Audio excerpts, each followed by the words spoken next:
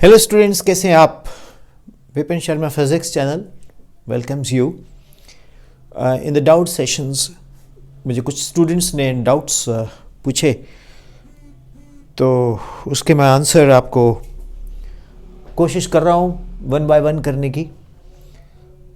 मुझे एक बच्चे ने क्वेश्चन पूछा कि सर, हम स्नो कवर्ड ट्रैक्स पर जब चलते हैं तो जब हम छोटे छोटे स्टेप्स लेते हैं तो हम फिसलते नहीं हैं।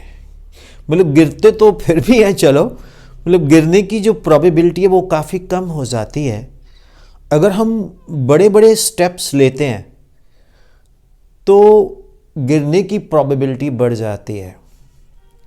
ऐसा क्यों? वेल, वैसे भी एक बहुत बड़ी एडवाइस है कि ज़िंदगी में हमेशा छोटे छोटे कदम लेने चाहिए, बड़े स्टेप नहीं लेने चाहिए। एनीवे, तो फिज़िक्स कितनी रिलेट करती है डे टू डे लाइफ को एंड फिलॉसफी को भी। Dear students, physics can explain, हम कर सकते हैं कि हमें स्नो कवर्ड ट्रैक्स पे स्मॉल स्टेप्स क्यों लेने चाहिए। वेल, इसको मैं एक्सप्लेन करने के लिए कुछ कॉन्सेप्ट यहां यूज करूंगा।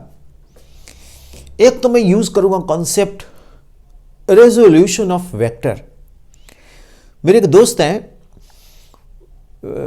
काफी विद्वान हैं वो कहा करते हैं कि नो चैप्टर विदाउट वेक्टर। सच में मुझे अच्छा लगा। मतलब मैं तो स्टूडेंट से इधर उधर से सीखता रहता हूँ, तो उनसे सीखी ये line, no chapter without vector. Yes, एक तो मैं इसमें वेक्टर का रेजोल्यूशन का कॉन्सेप्ट लेने जा रहा हूँ। दूसरा, मैं मैथ्स की ज्योमेट्री का भी कॉन्सेप्ट लेने जा रहा हूँ। तीसरा, मैं न्यूटन का थर्ड लॉ लेने जा रहा हूँ। फिर उसको फ्रिक्शन कॉन्सेप्ट में लेके आ रहा हूँ। यानी कि 4 कॉन्सेप्ट को यूज करके हम इसको एक्सप्लेन कर सकते हैं। जैसे हम म्यूजिक में सा रे गा मा पा धा नि सा सा रे गा रे गा मा पा धा नि सा, ऐसे करते हैं ना सरगम की प्रैक्टिस। मैं तो बड़े गाने गाता हूँ, आपने देखे होंगे, मेरे यूट्यूब पे पड़े रहते हैं। तो इसी तरह से वो 7 स्वरों से एक संगीत बनता है। इसी तरह से फिजिक्स में भी सारे गामा पादा नीसा है, vector, resolution of vector, geometry, then friction, then Newton's laws, ये सब मिला के मल्टीपल कॉन्सेप्ट से क्वेश्चन को आंसर कर सकते हैं। वेल, चलिए हम इसको सीखते हैं। मैं एक ना अजम्पशन लेके चलता हूं कि एक लेग हम रखते हैं ऐसे, और दूसरा स्टेप वाली लेग यहां ले लेते हैं। थोड़ा इजी हो जाएगा समझना। ये स्मॉल स्टेप लिया तो इस लेग ने इस लेग के साथ थीटा छोटा लिया, तभी स्मॉल स्टेप बना ना। अब ये राइट एंगल है तो ये 90 डिग्री है, तो ऑब्वियसली ये 90 माइनस थीटा यानी कि अल्फा हो गया। अब स्टूडेंट्स, इसको ये देखो, ओ ए बी, ओ ए से एक्शन लगा रहे हैं हम, ऐसे एक्शन लगा रहे हैं हम पीछे की ओर, इसको पुश कर रहे हैं। ठीक है, मैं इतने पोर्शन को अलग से बाहर की ओर ले लेता हूं, सिर्फ ये ओ ए। ठीक है, अब ये एंगल है अल्फा, जो कि 90 माइनस थीटा। अब यार, इसके क्या होने वाला है, इसके रेजोल्यूशन ऑफ वेक्टर, तो ये एक्शन है, तो ये इसका हॉरिजॉन्टल बना r cos alpha. R cos alpha means r cos 90 minus theta, और obviously this is r cos r sine alpha. ये तो चलो mg को बैलेंस कर देगा, वेट को। अब ये जो है R cos alpha, it is in the horizontal direction. जब ये हॉरिजॉन्टल डायरेक्शन में आएगा, ये बेसिकली तो ये एक्शन है ना, ये एक्शन का रेजोल्यूशन किया ना हमने, तो ये एक्शन का आर कॉस अल्फा बना। अब ये आर कॉस अल्फा जो रिएक्शन है, ये लिमिटेड ही मिलेगा कहां से? स्नो कवर ट्रैक से, क्योंकि वहां पर फ्रिक्शन की अवेलेबिलिटी कम हो गई है बर्फ के कारण। अगर तो फ्रेश स्नो है, मैं आपको बाद में बताऊंगा, रोलिंग है। अगर ये जम गई है तो ये स्लाइडिंग है। मेरा ऑल नेचर इन फिजिक्स में अभी जाना, वहां पर मैंने फ्रेश स्नोफॉल की वीडियो बनाई हुई है, देखना, उसमें रोलिंग फ्रिक्शन होती है, बहुत इंटरेस्टिंग है। तो हम अभी लेके चलते हैं कि रिएक्शन हमें कम मिलता है क्योंकि फ्रिक्शन की अवेलेबिलिटी कम होती है जब स्नो होती है। रीजन कुछ भी हो सकता है, स्लाइडिंग अगर पक्की बर्फ है तो जमी हुई, और रोलिंग अगर फ्रेश है तो। अरे यार, जब फ्रेश स्नोफॉल होती है ना तो उसके वो बॉल बेरिंग्स की तरह काम करते हैं। तो आर कॉस अल्फा रिएक्शन, भैया अगर थीटा स्मॉल है तो अल्फा क्या होगा? लार्ज हो जाएगा। क्यों? अल्फा कौन है? अल्फा है 90 minus theta.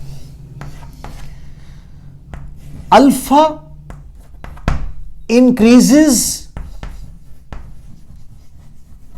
Cos alpha decreases. Alpha कब decreases? When theta is small, when theta is small. तो डियर स्टूडेंट्स, अगर हम स्मॉल स्टेप्स लेंगे तो कॉस अल्फा जो है वो इंक्रीज कर जाएगा। अगर कॉस का अल्फा इंक्रीज कर जाएगा तो कॉस अल्फा ओवरऑल डिक्रीज कर जाएगा, बिकॉज कॉस की सबसे मैक्सिमम वैल्यू होती है 0। कॉस 0 इज 1, जब एंगल 0 होगा तो 1, कॉस 90 इज 0।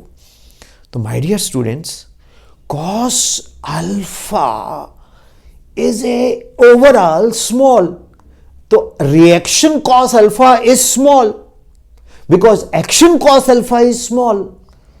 इसलिए हमें फ्रिक्शन जो कम अवेलेबल है वो उतना ही रिएक्शन दे पाएगी जितना है।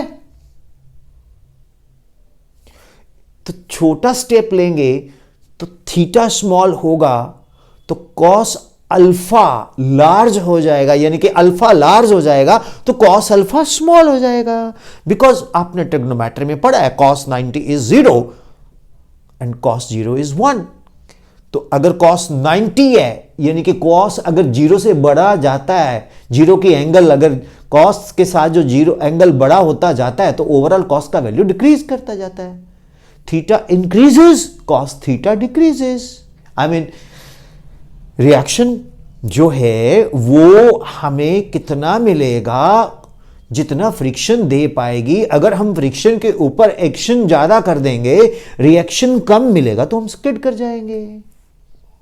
So simple, isn't it? देखिए, फिर से समझिए, टेंशन नहीं लेने का यार, रिलैक्स।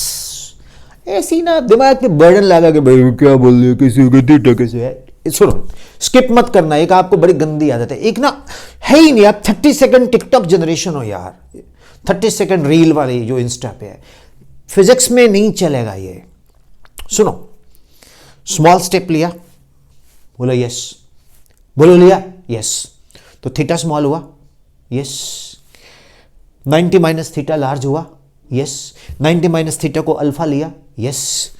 तो अल्फा इंक्रीजेस कब? जब थीटा डिक्रीजेस, है ना।